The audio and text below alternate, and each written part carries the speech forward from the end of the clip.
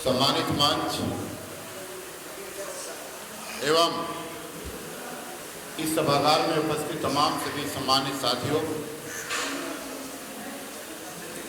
Advocate RS. Gautam ji के नेतृत्व में जो ये आज 5वां राष्ट्रीय अधिवेशन आयोजित हो रहा है,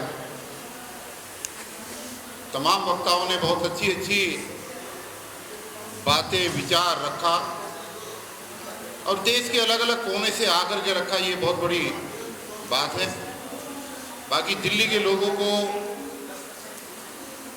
किस तरीके से जंग लग चुका है गौतम साहब, ये भी आप महसूस कर रहे हैं।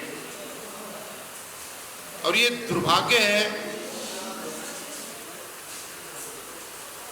कि हम लोग मीटिंग में आते हैं, बात करते हैं, भाषण देते हैं, चले जाते हैं। जितने भी संगठन चल रहे हैं उन संगठनों के अंदर एक कोऑर्डिनेशन का बहुत बड़ा अभाव है। मैं ज़्यादा बात ना करते हुए सिर्फ एक ही बात पर जोर दूंगा कि जब तक कोऑर्डिनेशन आपस में नहीं होगा और जब तक कि दुश्मन की ताकत को पहचाना नहीं जाएगा, तब तक हम अलग अलग कॉर्नर में अलग अलग संगठन बना करके चाहे कितना भी हल्ला मचाते रहे, कुछ भी होने वाला नहीं।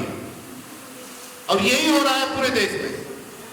हर आदमी संगठन बना करके चौधरी बना हुआ है, लेकिन एक दूसरे का सहयोगी बनने को बिल्कुल भी तैयार नहीं है। दलित समाज के, बहुजन समाज के कोई भी दो संगठन आपस में एक दूसरे के प्रति वफादार और ईमानदार नजर नहीं आ रहे। और जब तक ऐसा नहीं होगा, जब तक एक कोऑर्डिनेशन आपस में नहीं होगा, तब तक दोस्तों दुश्मन को गिरा पाना बड़ा मुश्किल है। कठेरिया साहब ने भी कहा और वक्ताओं ने भी कहा कि राजनीति में दिल्ली की राजनीति के सिंहासन का रास्ता उत्तर प्रदेश से होकर के जाता है और हमारी पहली प्राथमिकता होनी चाहिए कि 2024 में दुश्मन को रोकना है। और वो रुकेगा तभी जब उत्तर प्रदेश में सफलता मिले। अब सवाल ये है कि उत्तर प्रदेश में सफलता मिलेगी कैसे? जब सब एक थे 2017 के चुनाव में तो मात्र 19 सीटें आई। आज एक भीम आर्मी बन गई, आजाद समाज पार्टी बन गई, जो उसी का पार्ट है। जो युवा आज अलग झंडा लेकर के चल रहे हैं, वो कल तक बहुजन समाज पार्टी का ही पार्ट रहे हैं, आज वो अलग अलग हो गए हैं। तो आज ऐसी परिस्थितियों में जहां अलग अलग समाज के लोग अलग अलग पार्टियों के माध्यम से अपनी ताल ठोक रहे हैं, तो क्या उस दुश्मन को उत्तर प्रदेश की सरजमी पे हरा पाना इतना आसान होगा? कैसे होगा? सिर्फ बातों से नहीं होगा दोस्तों।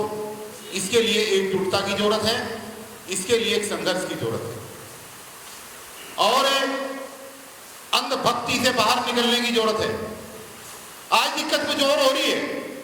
मैं इंजीनियर डीसी कपेल अंबेडकर भवन पर खड़े होकर के बहुत बढ़िया लच्छेदार भाषण कर रहा हूं, लेकिन मेरा ही बेटा आम आदमी पार्टी की टोपी ओढ़ करके और केजरीवाल जिंदाबाद के नारे लगा रहा है।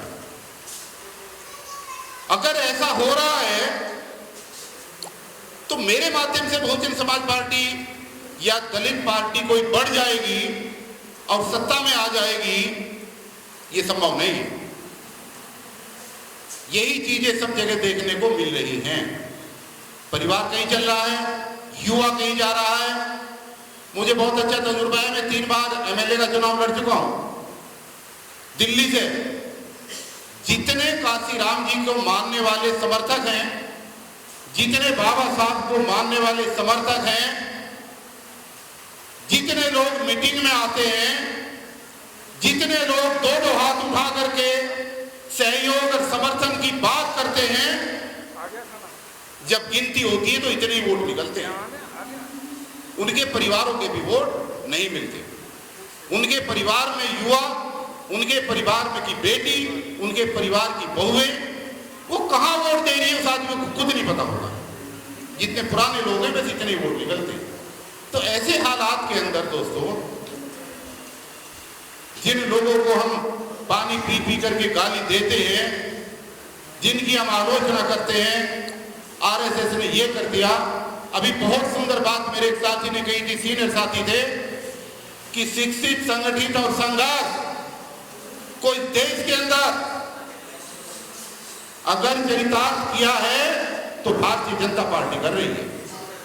जब उसको ये लगा कि कांग्रेस को घेरना हमारे बस का नहीं है, तो एनडीए बना करके उसने सारे देश की पार्टियों को एकजुट कर लिया। और जिन लोगों की बहुत छोटी छोटी ताकत थी, उनको भी अपने पाले में खड़ा करके देश की सत्ता तक पहुंच गए। उनको पता था कि एक दिन हाथ जोड़ करके, पैर पकड़ करके भी अगर बात बन जाएगी, लेकिन सत्ता तक अगर पहुंच गए तो फिर हम इनको अपनी आंख दिखा देंगे। लेकिन क्या हम ऐसा कर पा रहे हैं? हम ऐसा नहीं कर पा रहे। हमारे बीच में बहुत काबिल साथी हैं, बहुत काबिल लोग संगठनों को चला रहे हैं। कठेरिया साहब का बहुत उत्तर प्रदेश के अंदर अच्छा नेटवर्क है। मैंने बहुत प्रोग्राम उनके अटेंड किए हैं, उनके अंदर काबिलियत भी है लोकसभा तक जाने की।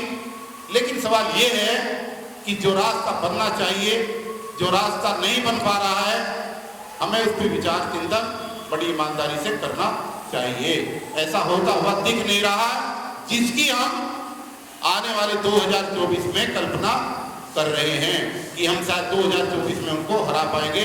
ऐसा लग नहीं रहा, ऐसे कारनामे कहीं दिखाई नहीं दे रहे। मिशन कहाँ जा रहा है, मैं किसी की आलोचना की बात नहीं करूंगा। कहाँ पर क्या हो रहा है, 1585 की बात हो रही है या 15 कोई सर पे बैठाया जा रहा है, ये सबके सामने है सारा मिशन। हम 85% की बात करते जरूर हैं, लेकिन कहाँ है 85%? कितने हैं 85%? सच्चाई तो ये है कि हम कहीं भी नहीं है दोस्तों, ईमानदारी से। और मैं दिल्ली के लोगों को कहूँ, क्या दिल्ली का कोई है ही नहीं यहाँ पर। जब तक दिल्ली हो चाहे देश हो, जब तक हमारी एक कोऑर्डिनेशन कमेटी नहीं बनेगी, जब तक हम एक दूसरे के ईमानदारी से सहयोग करने वाले और सहयोग देने वाले नहीं बनेंगे, तो ऐसे ही 20-50 आदमियों को राष्ट्रीय सम्मेलन करते रहो, कुछ होने वाला नहीं। क्योंकि उनकी भी ताकत होती है, उनकी भी सीबीआई है, उनकी भी अपनी ब्यूरोक्रेसी के अंदर बैठे हुए ताकत है। वो पहचान जाते हैं कि जो दुश्मन यहाँ पर हमारे हटाने की बात कर रहा है, उसकी औकात कितनी है। और अगर हम लाखों की संख्या के सैनिकों की फौज को अगर 50-100 सैनिकों से हराने की बात करते हैं, तो शायद हम कहीं ना कहीं बहुत बड़ी भूल कर रहे हैं। तो मेरा आप सभी से ये निवेदन है कि संगठनों की ताकत अपनी है, और संगठन बनाने वाले, चलाने वाले लोगों का बौद्धिक स्तर वास्तव में उन लोगों से कहीं ज्यादा बेहतर है जो कुछ भी नहीं कर पा रहे। लेकिन आज जो है कोऑर्डिनेशन की जरूरत है। SC, ST, OBC और माइनॉरिटी को एक मंच पर लाने की जरूरत है। जब तक हमें इसमें कामयाबी नहीं मिलेगी, तब तक दुश्मन का रोक पाना दोस्तों इतना आसान नहीं है। मैं एक बार फिर मुबारकबाद देते हुए गौतम जी को, और एक बात और कहूंगा, सबसे बड़ी कमी ये हो रही है कि जैसे गौतम जी ने एक बीड़ा उठाया है कि वो मीडिया को लेकर के आगे बढ़ रहे हैं, तो मेरे जैसे तमाम संगठन चलाने वाले साथियों का कर्तव्य है कि मीडिया के क्षेत्र में उनका पूरा सहयोग करें और मीडिया के क्षेत्र में उनको हर तरह की सुविधा दे करके इतना संपन्न करें कि वो मीडिया के क्षेत्र में अपनी एक छाप छोड़ सके। अगर मैं ठेकेदारी प्रथा हटाने का आंदोलन लेकर के चल रहा हूं, तो बाकी साथी को चाहिए कि मेरे उस आंदोलन में वो साथ दे। अरे जितने संगठन है, एक एक मुद्दा पकड़ लो ना। नहीं तो हम देख रहे हैं कि पिछले 30 सालों से जिन 12 डिमांड्स को लेकर के हम आगे बढ़े थे, आज भी वो 12 की 12 डिमांड्स हमारे सामने जो की तो घड़ी और हम कुछ नहीं कर पाए। हर आदमी 12 डिमांड लिखता है, चार्टर डिमांड देता है, मेमोरेंडम देता है, प्रधानमंत्री को, राष्ट्रपति को, वहां वो डस्टबिन के अंदर चला जाता है। यही हो रहा है। यहाँ से हमें सीख, और मैं इस मंच के माध्यम से गौतम जी आपको आश्वासन देता हूँ कि जो कारवा, जो मीडिया का काम आपने जिम्मेदारी ली है, हमारा तन मन धन से आपको पूरा सहयोग रहेगा। जिस लायक भी हैं, हम आपको आगे बढ़ाने का पूरा काम करेंगे। इन्हीं शब्दों के साथ आप सभी को मेरा क्रांतिकारी जय भीम।